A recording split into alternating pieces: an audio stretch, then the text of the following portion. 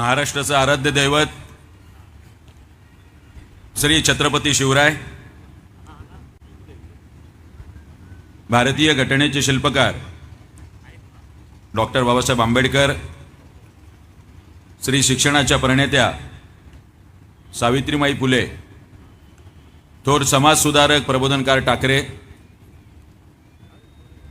आपल्या माथाडींचं दैवत अण्णासाहेब पाटील आणि ज्यांचं नाव घेतल्याशिवाय वाशीचा टोल क्रॉस करता येत नाही असे सर्वेसर्वा या नवी मुंबईचे लोकनेते दिवा पाटील साहेब, या सगळ्यांना सर्वप्रथम विनम्र अभिवादन करतो. खरं म्हणजे येताना सोबत का आणायचं असं मी विचार करत होतो. अक्षयजी, अक्षय काशीत, अक्षय अक्षय अक्षय येस, हा जरा एक बॉक्स जरा ब्लॅक आहे, वॅक्यूम फ्लॅश सेट, या असं काहीतरी वाटप घराणेशाहीच्या उमेदवाराकडून चालू आहे. तुमच्यापर्यंत पोचलंय की नाही माहीत नाही. ज्यांच्यापर्यंत पोचलंय म्हणजे पहिल्यांदा त्यांनी छत्र्या वाटल्या, नंतर कचऱ्याचे डबे वाटले आणि कचऱ्याच्या डब्यावरती स्वतःचं नाव टाकायलाही विसरले नाही. त्यांना माहीत नव्हतं का बहुधा कचऱ्याच्या डब्यात काय टाकणार आहे. आणि आता हे असे थर्मास वाटप सुरू आहे. हे प्रकार उभ्या नवी मुंबईत चालले आहेत. यांच्या पायाखालची जमीन सरकलेली आहे, कारण आम्ही मुद्द्याचं बोलतोय आणि आम्ही शिक्षण, आरोग्य, रोजगाराबद्दल बोलतोय. मी त्या दिवशी म्हणालो, आमचे घोणे साहेब आहेत का, त्या दिवशी पण पाहिला आणि परत एकदा पाहिला मी. सिनेमा होता घोणे साहेब, बाप नंबरी तो बेटा 10 नंबरी.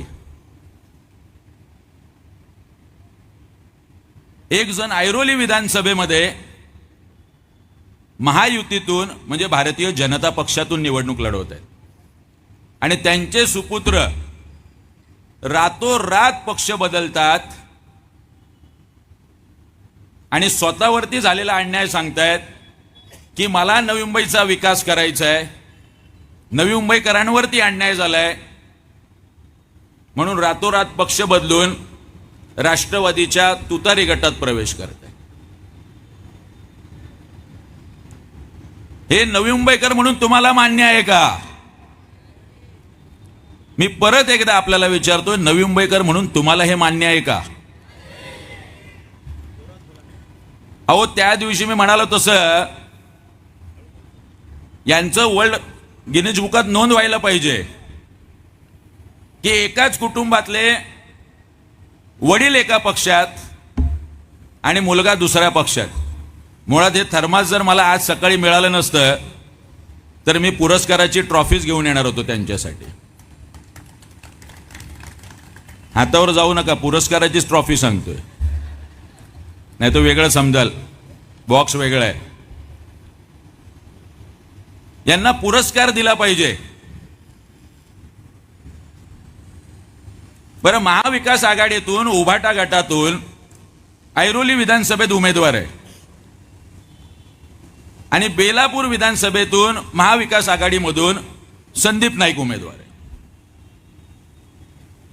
इथे उभाटाचे कार्यकर्ते ज्यांच्या मनावरती दगड ठेवून ते यांचं काम करतायत, कारण वर्षानुवर्ष यांच्याच विरोधात लढलेत, आंदोलनं केलीत, एकाच कुटुंबात सत्ता, त्यांच्या विरोधात लढाई दिली. आता नाईलाजाने त्यांचं काम करावं लागतं. मनापासून माझ्याच बरोबर आहे, मला खाजगीत फोन करून सांगत असतात. माझा त्या सगळ्या उभाटाच्या पदाधिकारी आणि कार्यकर्त्यांना विचारणं आहे, काय संदीप नाईक हे ऐरोली विधानसभेत जाऊन महाविकास आघाडीचे आणि उभाटाचे उमेदवार असलेले जे कोणी उमेदवार आहेत त्यांचा प्रचार करायला जाणार आहेत का आणि गणेश नाईक साहेबांना पाडा असं म्हणणार आहेत का?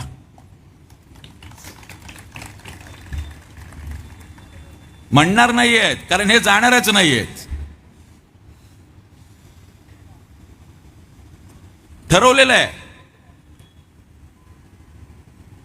म्हणजे महायुतीची सत्ता आली तरी यांच्या घरात सत्ता, महाविकास आघाडीचं सरकार आलं तरी यांच्या घरात सत्ता.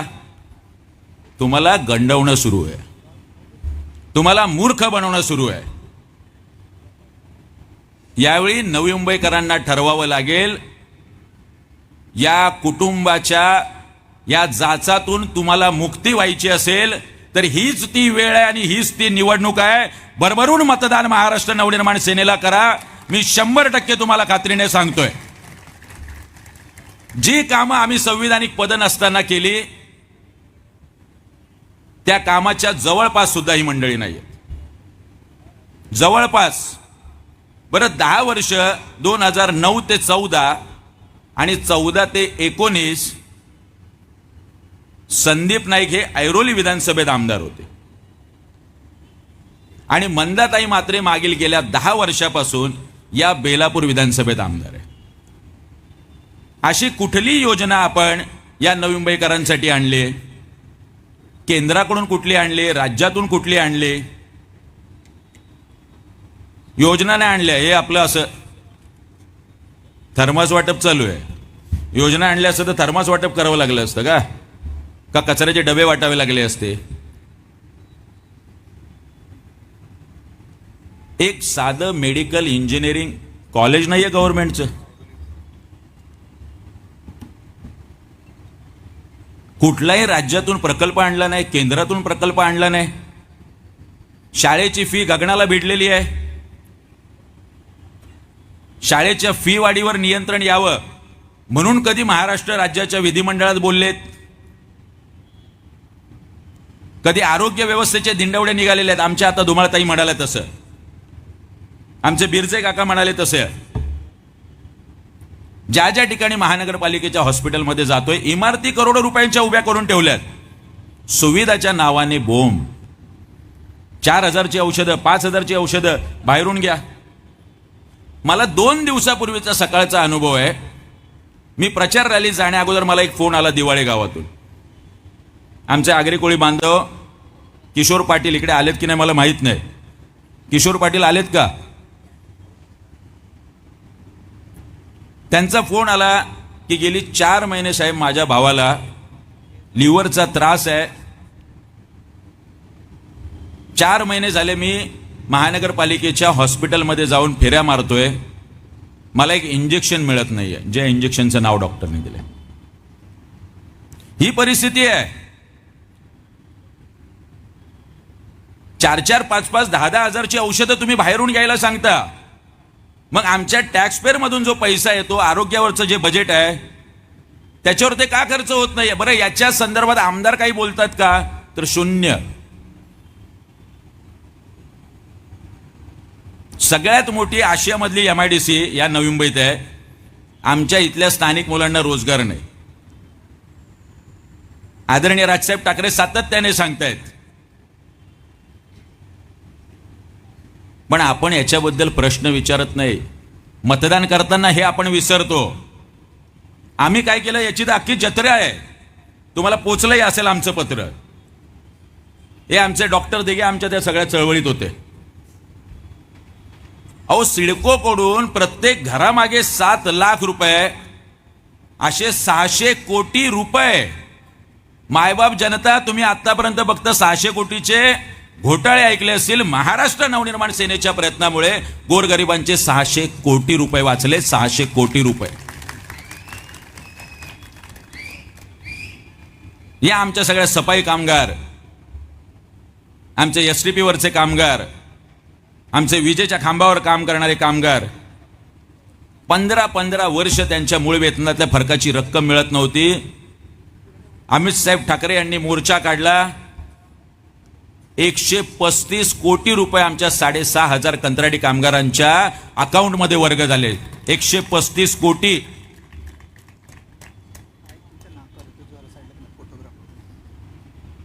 हा सायन पनवेल हायवे जो मृत्यूचा सापळा झाला होता, आम्ही आंदोलन केलं आणि 40 कोटी रुपये आम्ही मंजूर करून घेतले. विष्णुदास भावे नाट्य, अशी शेकडो कामं सांगता येईल. 14,500 सिडको सोडतधारक. डॉक्टर तुम्हीच घेऊन आला होतात विषय. म्हाडामध्ये स्टॅम्प ड्युटी त्यांना 1,000 रुपये, पंतप्रधान आवास योजनेतली जी काही EWHची LIGची घर आहे. आमच्याकडे 6-6%. आम्ही आंदोलन केलं, 150 कोटी रुपये वाचून दिलेत गोरगरिबांचे. अहो टोटल आकडा जरी मारला तरी आम्ही नवी मुंबईकरांचे 800 ते 1000 कोटी रुपये वाचवलेत. 800 ते 1000 कोटी. यांनी काय केलं? द्या ना प्रगती पुस्तक. संदीप नाईक म्हणतात मी 10 वर्षाचा बेलापूर विधानसभेतला बॅकलॉग भरण्यासाठी निवडणुकीला उभा आहे. अहो पण ऐरोली विधानसभेतला बॅकलॉग कोण भरणार मग, ज्याचा खड्डा तुम्ही पाडून ठेवलाय? तिथे 10 वर्षात काय झालं? काय दिग्याची परिस्थिती? तुम्ही ऐरोली विधानसभेत आमदार होतात. माझा सवाल आहे संदीप नाईकांना, काय रबाळीची परिस्थिती आहे? आमचे निलेश बाणकिले ऐरोली विधानसभेचे आमचे उमेदवार आहेत. काय निलेशराव परिस्थिती आहे? आमचे विभाग अध्यक्ष आहेत, आमचे नितीन लष्कर आहेत. काय त्या घणसोलीची परिस्थिती आहे? काय त्या कोपरकर्णीची परिस्थिती आहे? 10-10, 15-15 वर्ष ही माणसं आमदार असतात आणि यांना तुमच्या शिक्षण, आरोग्य, रोजगार, अहो साधा एसटी डेपो नाहीये या नवी मुंबई शहरामध्ये. आम्ही गेल्यावर दाखवून दिला की 4 ते 5 एकरचा प्लॉट आहे. त्या प्लॉटवरती कुठला तरी कंत्राटदार आहे, त्याने पार्किंगच्या नावाखाली तो प्लॉट गिळंकृत केलाय. एसटी डेपोसाठी एसटी महामंडळाला प्लॉट मिळालाय. पण आमचे आमदार 10-10, 20-20, 25-25 वर्ष त्या विषयावर बोलत नाहीत. आम्हाला आमच्या आया बहिणी घेऊन, आमचे आई वडील घेऊन 60, 70, 80 वर्षाचे, आमची लहान मुलं घेऊन त्या वाशी प्लाझाच्या हायवेला उभं राहा, त्या नेहरू LPला उभं राहा, बेलापूरला उभं राहा. ऊन वारा पाऊस, कुठलाही शेड नाही, कुठल्याही वॉशरूमची सुविधा नाही. का होत नाहीये एसटी डेपो? हे प्रश्न तुम्हाला सतावत नाहीत? अहो हे नवी मुंबईकरांचे प्रश्न तर सोडा. हे आमचे सविनय मात्र इथे आहेत. ज्या प्रकल्पग्रस्तांमधून हे नेते येतात त्या प्रकल्पग्रस्तांची घरं अजून नियमित झालेली आहेत. त्या प्रकल्पग्रस्तांना 12.5%चा मोबदला मिळाला नाही. त्यांचं विद्यावेतन बंद आहे. नवी मुंबईकर तुम्ही तर खूप लांब राहिलायत. तुम्ही तर शहरात, जे आमचं गाव गावठाण आहे त्याचे प्रश्न यांना सोडवता आले नाही. अहो तुमचे प्रश्न तर खूप लांब राहिलेत प्रकल्पग्रस्तांमधून येऊन. कारण तुमची मतं गृहीत धरतात, कारण तुम्ही प्रश्न विचारत नाही. तुम्ही या भूलथापांना बळी पडणार. आता वाटप सुरू आहे. काल परवा बेलापूरकरांचा विश्वास म्हणून एक व्हिडिओ व्हायरल झाला. बेलापूरकरांचा विश्वास रस्त्यावर पडलेला होता, कारण भाड्याने लोक आणतात आणि रॅल्या चालू आहेत. अहो इथं आम्ही साधं पाण्याची आणि वडापावची व्यवस्था करत नाही, तरी सुद्धा हे मैदान खचाखच भरलेलं आहे. स्वतःहून आलेली पब्लिक आहे. कारण ही राजसाहेबांवर प्रेम करणारी माणसं आहेत. ही कडवट मराठी माणसं आहेत, ज्यांना वाटतं या नवी मुंबईमध्ये बदल झाला पाहिजे, ज्यांना वाटतं इथली शिक्षण, आरोग्य, रोजगार ही व्यवस्था सुधारली पाहिजे. 2-2, 3-3 लाख रुपये फी. या आमच्या इथे ही शाळा, इथले काही 4-5 सोसायट्यांची मंडळी आमच्याकडे आली होती. त्या शाळेने अख्खा फुटपाथ गिळंकृत केलाय. याच्यावर बोलायला कोणी तयार नाही. आम्ही उपायुक्तांना पत्र देतोय, आम्ही त्याच्याबद्दलची मागणी करतोय, आम्ही बोलतोय त्या विषयावर. आमदाराला काही पडलेलं नाही. आमदार आपले कशात व्यस्त आहेत? आमच्या मंदाताई रस्त्याची कामं कर, गार्डनचं सुशोभीकरण कर आणि संडासबा. अहो ही नगरसेवकांची कामं आहेत. मग जर हीच कामं करायची असतील तर मंदाताई तुम्ही नगरसेविकेला उभा राहा, आमदारकीला कशाला उभा राहताय? कारण यांना ते विजन नाही आहे, यांना ती दृष्टी नाही आहे, यांना हे शहर नीट माहीत नाही आहे. यांनी हे शहर फक्त ओरबडलंय, जसं राजसाहेब ठाकरे म्हणतात तसं. यांचं पुतणा मावशीचं प्रेम आहे फक्त या संदर्भात. माझं आव्हान आहे यांना, या एका व्यासपीठावर बोलवावं नवी मुंबईकरांनी, आणि काय यांनी केलं आणि आम्ही काय केलं हे सांगतो आम्ही. पण हे येणार नाहीत. गेली अनेक दिवस हा तो कागद, हा तो बॉन्ड पेपर, हा 500 रुपयाचा बॉन्ड पेपर काय सांगतोय. हा फॉर्म भरत असताना मी सांगितलं, मी गजानन श्रीकृष्ण काळे, नवी मुंबई मनसे आदरणीय राजसाहेब ठाकरे यांच्या आशीर्वादाने मी बेलापूर विधानसभेतून माझा उमेदवारी अर्ज दाखल करतोय. हे मी 4 तारखेला सांगितलं. लोकनेते वंदनीय दिवा पाटील साहेब यांच्या जासई येथील पुतळ्यास अभिवादन करताना मी शपथ घेतल्याप्रमाणे प्रकल्पग्रस्तांची घरं नियमित करणे, भूखंडाचा 12.5% मोबदला मिळवून देणे, या व इतर सर्व मागण्या सभागृहात मांडेल व हे प्रश्न जीवाचे रान करून सोडवल्याशिवाय राहणार नाही. मी माझ्या प्रकल्पग्रस्त आगरी कोळी बांधवांबरोबर कुठलाही दगाफटका किंवा फसवणूक केल्यास तसेच धोका दिल्यास आगरी कोळी माझ्या बांधवांनी माझ्यावर फसवणुकीचा गुन्हा दाखल करावा करिता आज रोजी प्रतिज्ञापत्र लिहून देत आहे. हिम्मत. आमच्या प्रकल्पग्रस्त अनेक बांधवांनी हा प्रश्न त्यांच्या प्रकल्पग्रस्तांमधून येणाऱ्या नेत्यांना विचारला की तुम्ही द्या लिहून, हे जसं गजानन काळेंनी लिहून दिलंय. अजूनही दिलेलं नाहीये. हा नवी मुंबईकरांसाठी लिहून दिलेलं प्रतिज्ञापत्र. नवी मुंबईतील खाजगी शाळांची फी पुढील 5 वर्ष 1 रुपया सुद्धा वाढू न देणं, खाजगी हॉस्पिटलचे दरपत्रक असणे आणि स्थानिकांना 80% रोजगार मिळवून देणे, नवी मुंबई फ्री होल्ड करणे, गृहनिर्माण संस्थेतील कंडोनियम अंतर्गत कामे सुरू करणे, LIGची घरं नियमित करणे, याबाबत जीवाचे रान करून हे प्रश्न सोडून घेणार आणि नवी मुंबईकरांबरोबर कुठलाही दगाफटका केल्यास माझ्यावर फसवणुकीचा गुन्हा दाखल करा. याला कायदेशीर मान्यता आहे. हे आम्ही करू शकतो म्हणून आम्ही बोलू शकतो. अहो, नवी मुंबई म्युन्सिपल कॉर्पोरेशनचे ज्यांना मराठी, हिंदी आणि इंग्रजीत लिहिता येत नाही असे 10 वर्ष आमदार तुम्ही दिलेत. आम्ही फिरतोय, लोकांशी बोलतोय.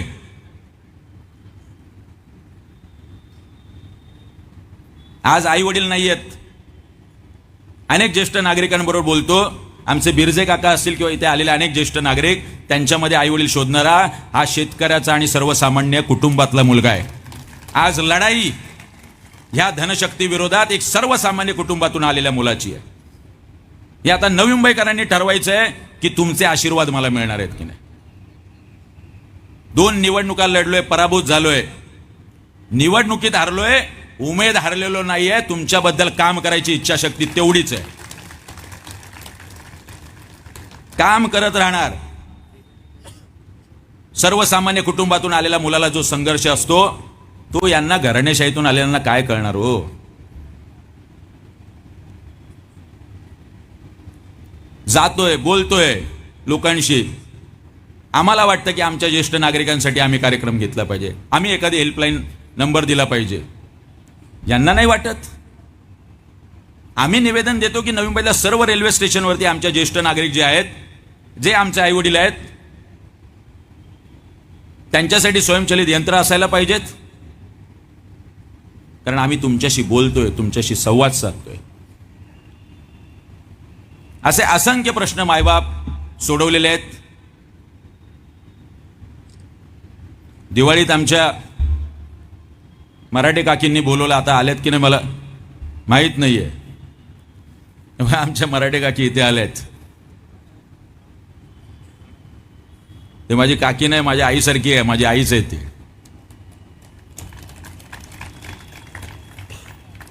मी गेलो, आपलं दिवाळीचं फराळ खाल्ला आणि तिने एक वस्तू हातात दिली. काय नव्हतं, माझ्यासारख्या आईवडिलांचं छत्र नसलेल्या मुलाला एक कुर्ता माझ्या आईने घेऊन दिला आणि सांगितलं, तुझी दिवाळी कर, तुझी खूप धावपळ चालू आहे, तुला तेवढाही वेळ नसेल.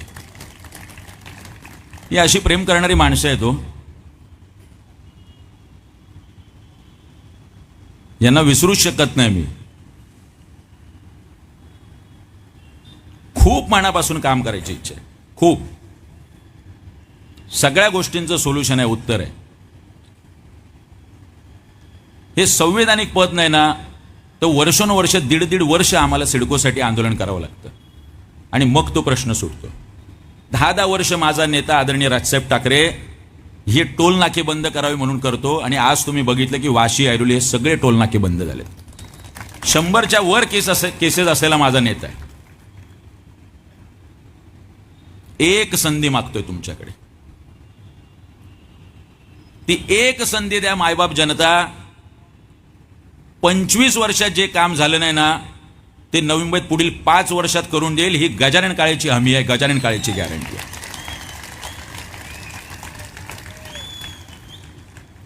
तुमच्या शाळेची फी पुढील 5 नाही 10 वर्ष वाढणार नाही. जर यांचं गव्हर्नमेंट ऑडिट मी लावलं तर 1 रुपया सुद्धा फी वाढू देणार नाही पुढच्या 5-10 वर्षात.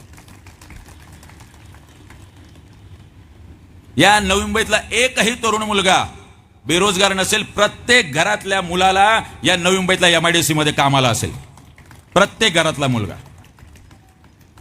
अहो, या खाजगी हॉस्पिटलवरती जर आम्ही नियंत्रण आणायचा प्रयत्न केला तर तुम्हाला सांगतो, या खाजगी हॉस्पिटलचं दरपत्रक असणार आणि एक खाजगी हॉस्पिटल तुमचं शोषण करू शकणार नाही. ही गजानन काळेची गॅरंटी मी तुम्हाला सांगतो. ही इच्छाशक्ती आहे आमच्यामध्ये. सकाळी अनेक पक्षातली लोक इकडे आले, मी सकाळी आलो होतो. त्यांच्या छातीवर वेगवेगळ्या पक्षाचे बॅच होते, पण ते म्हटले नाही, आम्ही तुमच्या सोबत आहे यावेळी. अनेक जण फोन करतात, अनेकांच्या भावना आहेत आमच्या बरोबर जोडल्या गेलेल्या. कारण आम्हाला माहिती आहे, राजकारणामध्ये, समाजकारणामध्ये एक सर्वसामान्य कुटुंबातून यायचं आणि हा पल्ला गाठायचा ही सोपी गोष्ट नाही. हे सगळं करू शकलो कारण तुमच्या बळावरती आम्ही होतो. आता पैशांचा महापूर होईल पुढच्या 8-10 दिवसात. तुम्हालाच लुटलंय शाळांच्या फी मधून, हॉस्पिटलमधून. आता हे तुम्हाला ठरवायचंय. पण मतदान करताना हे विसरू नका की तुमच्या शाळांची फी कमी झाली का. प्रश्न विचारा. मतदान करताना हे विसरू नका, खाजगी हॉस्पिटलचं दरपत्रक आलंय का. आणि मतदान करताना हे विसरू नका की तुमच्या मुलांना रोजगार मिळालाय का. हे प्रश्न जोपर्यंत तुम्ही विचारत नाही तोपर्यंत हे येणार, पैसे वाटणार. अहो, 18,000 दुबार मतदार आहेत आणि 15,000 असे मतदार आहे नवी मुंबई ज्यांचा पत्ता, थांग पत्ता लागत नाही. या बोगस मतदाराच्या जीवावर ही माणसं वर्षोनवर्ष निवडून येत आहेत. नवी मुंबईकर मायबाप, यावेळी तुम्हाला ठरवावं लागेल की जर तुमच्या मनात गजानन काळे असेल, जर तुम्हाला खरंच वाटत असेल की या मुलाला संधी दिली पाहिजे एकदा, तर तुम्हाला भरभरून मतदान करावं लागेल. तरच यांच्या बोगस मतदाराच्या पुढे आपण जाऊ, तरच. इथल्या प्रत्येक नगरसेवकाचे काही ना काहीतरी, आपले प्रत्येक ठिकाणी तर आपले बांगलादेशी घुसून ठेवलेले आहेत. वेगळं सांगायला नको सचिन. त्यांचे आधार कार्ड काढून ठेवलेले आहेत. दर 2-5 दिवसांनी त्यांच्यावर कारवाईचे, पोलिसांनी कारवाई केली म्हणून वर्तमानपत्रात बातम्या येत असतात. त्यामुळे राजसाहेब ठाकरे म्हणतात तसं सावध राहा. हे सगळं जाळं ह्या नवी मुंबईमध्ये या सगळ्या मंडळींनी पसरवलंय. वरचा मुखवटा वेगळा आहे, नाव नवी मुंबईच्या डेव्हलपमेंटचं आहे, पण खरा मलिदा खायचा आहे रिडेव्हलपमेंट मध्ये. नवी मुंबईचे डेव्हलपमेंट नाही करायची आहे. जे काय रिडेव्हलपमेंटचं चालू आहे त्याचा मलिदा ज्या बोक्याला खायचा आहे तो बोका ओळखा. तो बोका तुम्ही नीट ओळखला तर हे रिडेव्हलपमेंट नाही, हे तुम्ही स्वयं पुनर्विकास करा, ही गजानन काळे आणि महाराष्ट्र नवनिर्माण सेनेची मागणी आहे. खाजगी बिल्डर नाही. लोकांना दम देऊन सांगतात हाच बिल्डर घ्या, लोकांना दम देऊन सांगतात हीच पीएमसी घ्या, लोकांना दम देऊन सांगतात याला नाही घेतलं आणि मी आमदार नाही झालो तर तुमचं रिडेव्हलपमेंट होऊ देणार नाही, अशा धमक्या देत आहेत.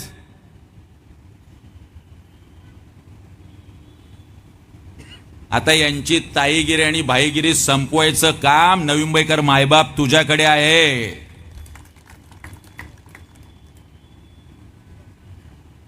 आता नवीन घोषणा सुरू केली ज्यांचा कुणाशी काही संबंध नाही. भारतीय जनता पक्षात होते, जय श्रीराम सुरू केलं होतं, त्यावेळी यांचा रामाशी काही संबंध नाही. आता रामकृष्ण हरी. लोकांचा रिप्लाय वेगळा आहे. रामकृष्ण हरी आणि यंदा गजाननाची, रामकृष्ण हरी आणि यंदा गजाननाची, रामकृष्ण हरी आणि यंदा गजाननाची. यांचा रामाशी, कृष्णाशी, हरीशी काही संबंध नाही. अहो, ज्यांनी या वयात वडिलांना त्रास दिला, वडिलांना दुसऱ्या पक्षात ठेवला आणि स्वतः दुसऱ्या पक्षात गेला, त्याचा वडिलांशी संबंध नाही, त्याचा राम आणि कृष्णाशी काय संबंध? ही अशी खोटारडी स्वार्थी माणसं ज्यांना फक्त काही करून आमदार व्हायचंय, ज्यांना त्याच्यातून सत्ता मिळवायची, ज्यांना त्याच्यातून पैसा कमवायचा आहे, ही माणसं तुम्हाला वर्षोनवर्ष लागणार आहेत.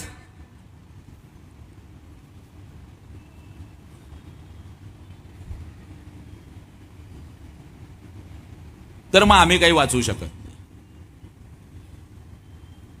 मग तुमच्या शिक्षणाचे, आरोग्याचे, रोजगाराचे, एसटी डेपोचे कुठलेही प्रश्न सोडवण्या अगोदर हा विचार तुम्ही करा. आमच्या या महिला बचत गट स्थापन करून देतात. महानगरपालिकेकडून काहीतरी वर्षाला 2-5 हजार रुपये मिळतात. बाकी हे क्लासेस, ते क्लासेस. अहो, पण त्याच्यानंतर रोजगार का मिळत नाही? नवी मुंबईमध्ये 4,500 कंपन्या आहेत. आमच्या तरुणांना रोजगार मिळत नाही आणि आमच्या महिला बचत गटांना सुद्धा रोजगार मिळत नाही. वर्षोनुवर्ष आदरणीय राजसाहेब ठाकरे यांचं आगमन झालं. एकदा जोरदार टाळ्या वाजून आपण सगळ्यांनी स्वागत करूया. बसा, येत आहेत. मी आपलं तुम्ही नीट माझं ऐकावं म्हणून असंच बोललोय.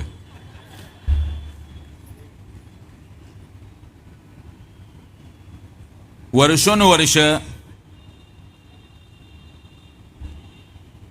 हे प्रश्न तसेच भिजत आहेत. मग ते प्रकल्पग्रस्तांचे असतील, नवी मुंबईकरांचे असतील,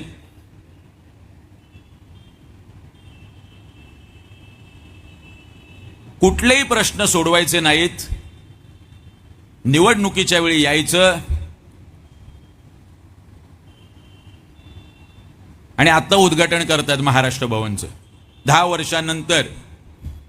अहो, 10 वर्षांनंतर आमदारांनी भूमिपूजन केलं, उद्घाटन करायची असं आता येऊन दगड मारला. कारण आम्ही म्हणतोय की महाराष्ट्र भवन का होत नाहीये?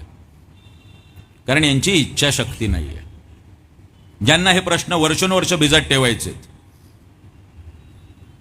एक शेवटची गंमत सांगतो आणि थांबतो. तुम्हाला जरा गंमत सांगते म्हणून कान टव करा. वंदनीय राजसाहेब ठाकरे आलेत.